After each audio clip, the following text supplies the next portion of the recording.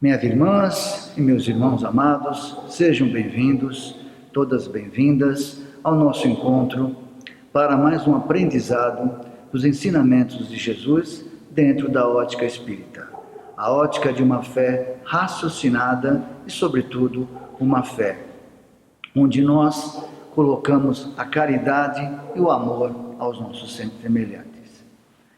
Quando nós somos chamados a uma tarefa como essa, é uma grande honra que nós temos, porque divulgar o Cristo é algo que nos traz muito aprendizado. Mas principalmente quando nós temos como base uma doutrina que não é dogmática, mas sim racional, ela faz com que os ensinamentos do Cristo se tornem então uma base de nossa vida. Eles passam então a sair do Evangelho e fazer parte das nossas existências. Uma das grandes facetas que nós temos é a caridade. O Espiritismo, quando é muito pouco conhecido, ou mesmo o chamado espírita, ele sempre é denominado como aquele que vive em um mundo mais esotérico, em algo muito mais sobrenatural, é muito mais ligado àqueles que dizem vulgarmente, conversam com os mortos. Mas na realidade, quem conhece a doutrina espírita e o praticante espírita vai entender que a base principal está na caridade. Ela é a mola mestra da doutrina e do comportamento daquele que segue o Cristo. A caridade, ela não é uma das situações, um dos cenários que nós temos para a nossa evolução, mas ela é a única. Portanto, falar sobre a caridade dentro de um centro espírita é quase que um pleonasmo. É como se nós falássemos aquilo que é a base de tudo. A caridade deve ser divulgada e deve ser, acima de tudo, praticada. E o tema que nós faremos essa noite tem um título que podemos achar até que é um clichê espírita. Fora da caridade não há salvação. Nós temos esse título tirado do próprio Evangelho do Cristo. Mas é muito salutar nós entendermos este ensinamento. Fora da caridade não há salvação. Nós precisamos entender e não entender ao pé da letra. Como tudo que o Cristo nos ensinou, nós precisamos, acima de tudo, trazer para a nossa realidade. Porque quando nós dissemos, fora da caridade não há salvação, no nosso inconsciente individual vai haver um certo temor teológico, quando se fala salvação. Então, quando nós dissemos, fora da caridade não há salvação, espera um pouco, se tem salvação é porque lá na frente a coisa vai estar feia, então eu preciso estar salvo. Não é isso, nós precisamos desconstruir efetivamente, como nós sempre falamos, esta ideia de que Jesus irá voltar com o Pai dele revoltado e vai pegar só aqueles que são cristãos, bonitinho, que segue ele e vai levar para o céu, e os outros não. Principalmente os espíritas que não são conhecidos como cristãos, como falam de nós, esses não são coisas de Deus. Na realidade não é isso. Jesus não vai voltar porque ele continua conosco. O que vai acontecer vai ser uma evolução. Vamos então, acima de tudo, para tirar esse temor de que haverá então uma chuva de enxofres, Jesus vai vir e vai falar, tá vendo, você me vendeu, você me traiu, agora eu vou vir com meu pai, quero ver agora quem sobra.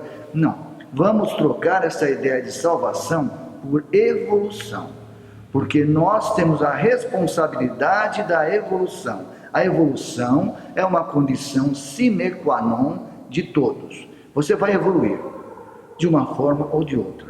Mas a melhor forma de evoluir é de uma forma espontânea, através do conhecimento. Isso a doutrina espírita vem nos trazer. Não que isso seja algo que faça com que nós sejamos melhores, mas é o que é a proposta do espiritismo, é conhecer a verdade, como Cristo nos ensinou, para que ela nos liberte. A pior prisão que existe é a prisão dogmática, é a prisão onde nós estamos dentro de sistemas onde nós apenas ouvimos e não desenvolvemos o pensamento. Fora da caridade não há evolução, então. Mas vamos entender o que é caridade. A caridade, por si só, ela é muito conhecida na situação material.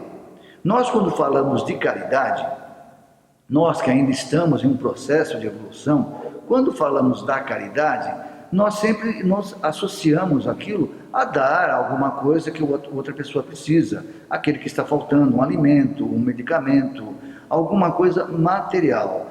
Mas a caridade é ainda mais ampla do que isso. Isso é uma caridade. Ser generoso, dividir o que você tem, dividir o seu pão com aquele que não possui, é uma caridade, mas ela não se limita nisso. A caridade é mais profunda, tão profunda que na pergunta 886 do Livro dos Espíritos é questionado como devemos entender a caridade. A caridade deve ser entendida como entendia Jesus.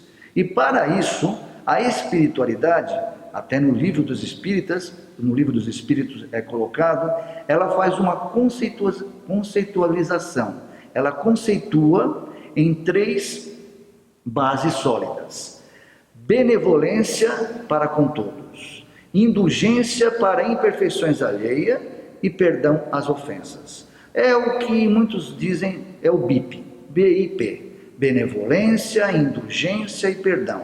Quando nós entendemos que a benevolência é fazer com os outros tudo aquilo que nós gostaríamos que fizessem conosco, é uma caridade.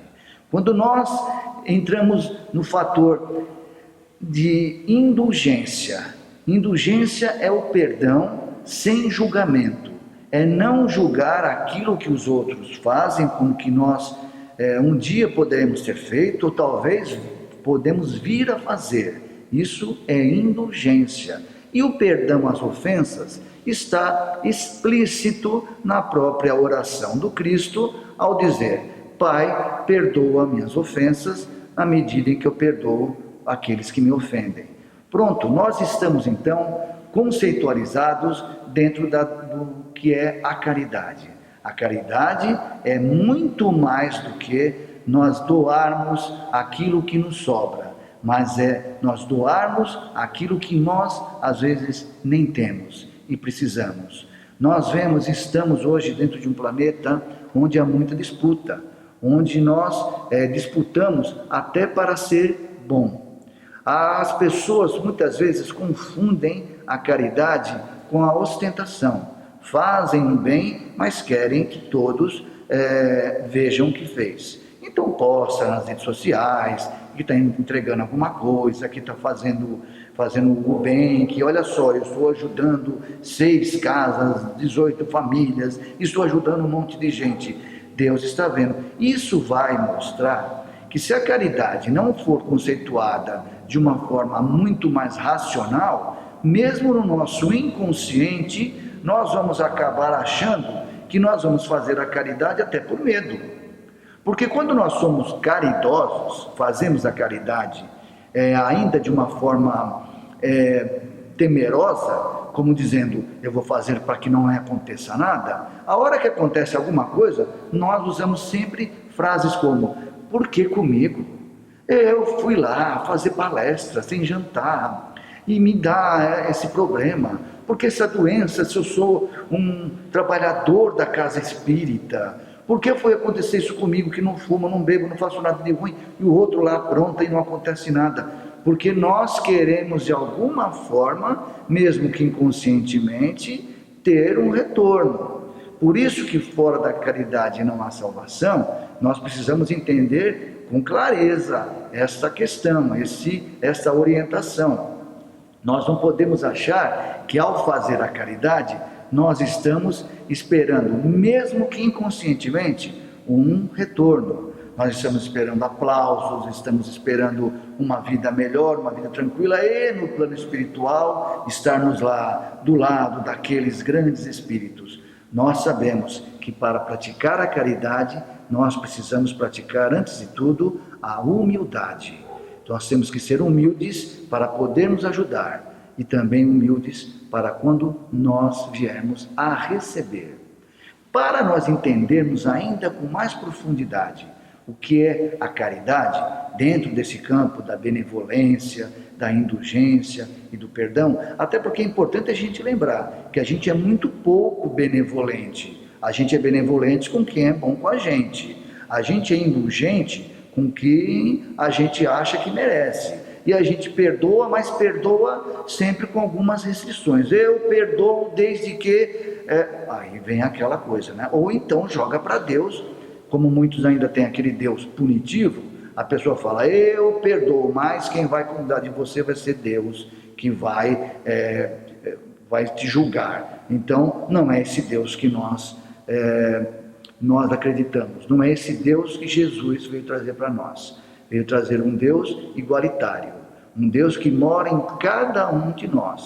Por isso que Ele próprio também conceitua como o maior dos mandamentos o amor ao próximo, amor a Deus sobre todas as coisas e ao próximo como a si mesmo.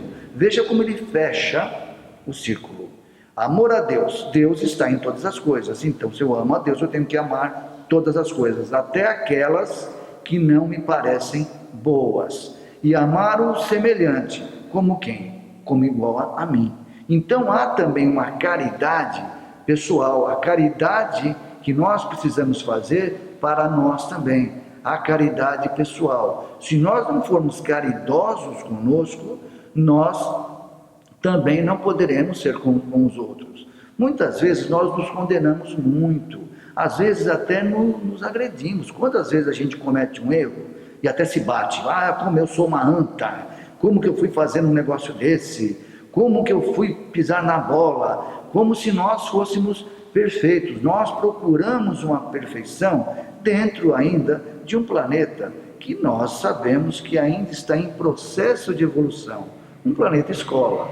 Nós estamos aqui para aprender, e quando dá, a gente até ensina, mas acima de tudo, nós aprendemos, e aprendemos normalmente com aquilo que nos desagrada, porque aquilo vai nos tirar da chamada zona de conforto, que com o decorrer do tempo se tornará uma zona de desconforto, porque quando nada acontece com a gente, está tudo bem, está tudo legal, eu estou bem empregado, eu estou bem relacionado, eu estou com dinheiro sobrando.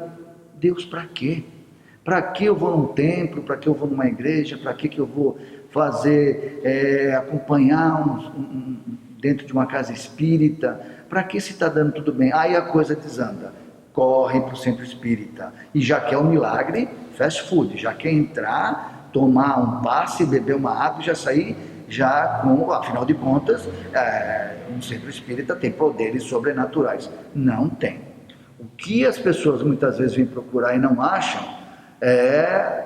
uma mudança de comportamento. Aí ela ouve dizer que precisa de uma reforma íntima, ela não aparece mais nunca, porque ela vai dizer, quer dizer que além de eu sofrer, passar por tudo isso, eu ainda tenho que me reformar. Não dá, eu quero um Jesus mais, esse Jesus que dá carro para os outros, dá casa, eu quero um Jesus mais, que interceda melhor por mim. Não é isso. Para seguir os passos do Mestre, nós precisamos então entender os seus propósitos. Para nós entendermos ainda melhor o que é caridade, vamos colocar aqui conosco uma figura que ilustra bastante o que é a caridade. O apóstolo dos gentios, Paulo de Tarso. Paulo de Tarso é a representação da caridade, porque além das suas escrituras que ele deixou, chamando as epístolas, as cartas, ele deixou então cunhado na existência dele uma mudança completamente radical e ligada à ética e à caridade. Paulo de Tarso se transformou, como ele mesmo fala, em Paulo, que do grego vem pequeno, como ele dizia, precisei me fazer pequeno para poder me tornar grande. Pois antes de ser Paulo de Tarso, o apóstolo dos gentios, ele era Saulo de Tarso, o temível perseguidor de cristãos. Ele não era um simples perseguidor, ele era o que encabeçava a caça aos cristãos, ele odiava os cristãos. Ele fazia questão de pegar, prender, torturar e matar. Tanto que, ao descobrir que ele tinha apedrejado o seu cunhado, Estevão, e depois a sua noiva, Lívia, havia então se convertido para o cristianismo, ele foi até Damasco para executar Ananias. Afinal de contas, tiraram dele aquilo que ele mais amava, colocando aquilo que ele mais odiava. Ele literalmente cai do cavalo e então fica cego. Quem o ajuda nada mais é do que o próprio Ananias, que ele foi matar.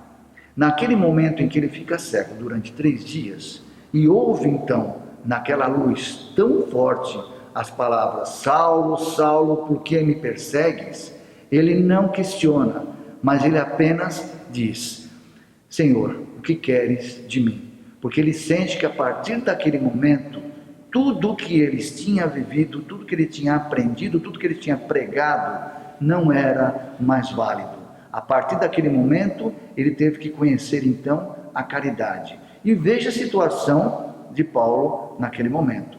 Ao se tornar, sair da sua própria existência de Saulo com poderes para se tornar Paulo o pequeno, ele foi primeiro não muito bem tratado pelos cristãos. Afinal de contas, ele estava na Casa do Caminho, criada pelo Pedro, que o apoiou muito, mas os cristãos, embora seguissem o Cristo, lembravam e viam nele uma figura de um perseguidor.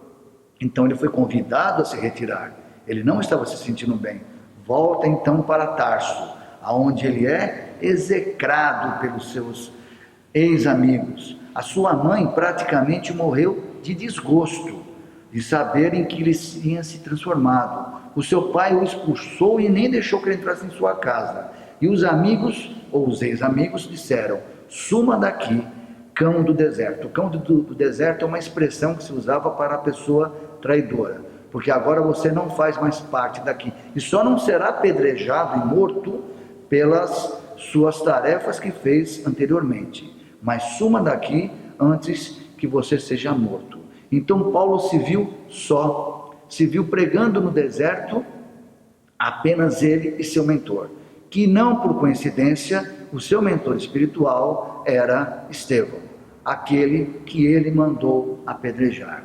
Paulo então teve uma vida então de sofrimento, mas não deixou se perder. Ele criou então as chamadas epístolas, escreveu então a tão famosa Epístolas aos Coríntios, onde ele coloca a frase: ainda que eu falasse a língua dos homens, ou falasse a língua dos anjos, sem a caridade eu nada seria. Muitos leem e dizem: sem o amor eu nada seria, porque aí também entra a questão de que caridade vem do termo caritas, que é do grego amor, mas é o amor amplo. E ele poderia falar aquilo com total tranquilidade, porque ele podia falar a língua dos homens, ele era poliglota. Havia naquele momento, naquela época, no civilizado, apenas 3 universidades. Saulo frequentou as 3. Ele era poliglota, ele tinha estudado para ser um rabino. Em uma época onde a pessoa que se dedicava a uma doutrina religiosa não era profissão, a sua profissão era de tapeceiro. Hoje nós vemos missionários, nós vemos inclusive médiuns que têm programas, que se tornaram então profissionais do Cristo. Mas Paulo, ele era então um poliglota, alguém que tinha um conhecimento vasto de todas as leis mosaicas. Ele podia falar a língua dos anjos, porque ele sabia todas as orações. Ele foi treinado para ser um rabino. Mas ele dizia que mesmo com todo esse conhecimento, se ele não tivesse amor, ele seria como um sino que badalaria e não emitiria som. Então nós vemos, meus irmãos e minhas irmãs, quanto é importante a caridade. O quanto a caridade ela tem que fazer parte de nós à medida em que nós um dia podemos chegar e dizer que nós somos a caridade, como está escrito no Evangelho. Eu sou a caridade, assim como é a verdade. Eu não sou apenas o espírito da caridade. Eu sou a caridade, assim como é a verdade. Eu não sou apenas o espírito da caridade. Eu sou a caridade. A caridade consiste na ética, na boa formação que nós temos da nossa consciência, quando nós sabemos que podemos ajudar qualquer um, mesmo não tendo quase nada. Nós começamos a entender que a caridade é algo muito mais profundo quando nós começamos a questionar que se nós não temos muito mais do que precisamos, e muitas vezes almejamos sempre mais, esquecendo que precisamos também sermos caridosos conosco mesmo. A caridade que começa com a gente, quando a gente se autocritica, quando a gente se autopune, quando a gente esquece que nós estamos ainda em um processo de evolução, que nós não precisamos ficar nos torturando, nos amargando, se autoflagelando quando fazemos alguma coisa que nós depois sentimos remorso. O que nós precisamos é aprender. A caridade então começa por nós mesmos. Não adianta você tentar salvar alguém que está se afogando se você não sabe nadar. Primeiro aprenda a nadar para poder então auxiliar. Primeiro aprenda a ser bom consigo mesmo. É que muitos vão associar que a caridade consigo mesmo é a chamada autoestima, está muito ligada à vaidade, mas não é isso. Quando nós pegamos, por exemplo, um animal de estimação, nós não tratamos ele como uma planta, apenas dando alimento e deixando ele lá. Nós estimamos, levamos no veterinário, cuidamos, ele faz parte da família, é uma estimação. Isso que nós devemos fazer conosco mesmo. Quando nós nos estimamos, quando nós passamos a nos amar, nós passamos a nos cuidar mais. E nos cuidando, nós vamos melhorando. E melhorando, nós vamos melhorar tudo que está em nossa volta. Vejam a mudança que nós fazemos quando nós nos espiritualizamos. É muito diferente do que a gente ter apenas o verbo para falar, apenas falar do Cristo, falar com uma forma contundente. Mas lembrar que nós precisamos colocar o que o Cristo vivenciou em prática. Imaginem, por exemplo, pessoas, altos espíritos de alta ordem, que passaram por esse planeta e não foram caridosos ou usavam argumentos para não ser. Falávamos agora há pouco de Chico Xavier. Imaginem Chico Xavier não sendo benevolente, não sendo indulgente e não perdoando. Ele tinha todos os motivos do mundo para ser um revoltado, mas ele canalizou aquilo para a sua vida ser melhor, porque ele dizia que ele exigia dele o máximo, com relação aos outros, que cada um seguisse aquilo que acharia melhor. Peguemos então Francisco de Assis. Francisco de Assis, aquele jovem com 19 anos, vindo da guerra, um menino mais rico da cidade, que se absteve de tudo para levar a caridade, não só ao seu semelhante, como aos animais também. Hoje, símbolo daqueles que praticam a caridade com os animais. Nós temos, assim, uma vasta gama de criaturas que estiveram aqui na Terra e praticaram a caridade. E mesmo assim, nós ainda temos uma certa dificuldade de entender que o conceito da caridade não está apenas limitado a ajudar as pessoas de uma forma material, mas nós ajudarmos em todos os sentidos, começando por nós mesmos. Meus irmãos e minhas irmãs, foi um prazer estar aqui hoje, foi uma coisa muito positiva, nós mesmo nessa situação em que nós estamos com uma certa distância social, mas poder levar, usando hoje os recursos tecnológicos, para esse fim, para levar a palavra do Cristo, para que nós possamos levar os conhecimentos de Jesus para todos aqueles que, mesmo que não podem estar dentro de um templo, de uma casa de oração, poder receber isso em suas casas, poder receber as mensagens e os ensinamentos desse mestre maior. E esse mestre, além de nos deixar ensinamentos, nos deixou exemplos. E o seu exemplo maior foi, ao se despedir daqui, desse planeta, dizer para o Pai maior que perdoassem a todos, pois eles não sabiam o que fazem. Vejam o grau de caridade que alguém faz. Nós, por qualquer dorzinha, se martelamos o dedo, a maioria de nós não vai fazer uma oração. A gente martela o dedo e não vai falar, misericórdia, que Deus abençoe esse martelo. Nós vamos falar no palavrão. Mas imagine você pregado, torturado, sofrido, moído, humilhado em todos os sentidos, ainda assim ter a condição emocional e espiritual de poder perdoar. Sempre lembrando que Jesus é um espírito de alta ordem, que se humanizou para nos mostrarmos, para nós que somos humanos, que precisamos nos espiritualizar para o alcançá-lo. Então, muito agradecido pela essa oportunidade de levar a palavra de Cristo, de levar a caridade e de estudar com mais aprofundamento a caridade, que a caridade, fora da caridade não há salvação, lembrando que fora da caridade não há evolução, não seremos julgados, não precisamos temer.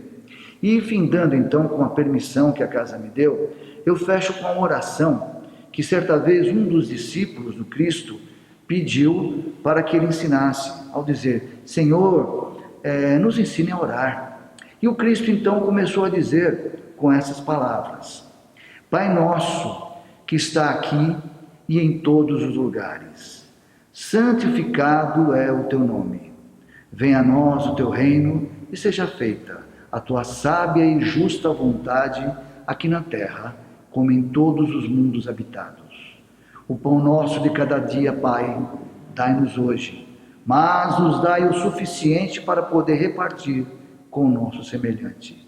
Senhor, perdoa as nossas ofensas, nos ensinando a perdoar os nossos ofensores. Não nos deixes cair em novas e em más tentações. E nos livra, Pai, contra o que de mal vier, porque está em Ti o poder, o reino e a glória. Que todos possam receber essa imagem, esse áudio, recebendo todas as vibrações que esta casa de oração está transmitindo.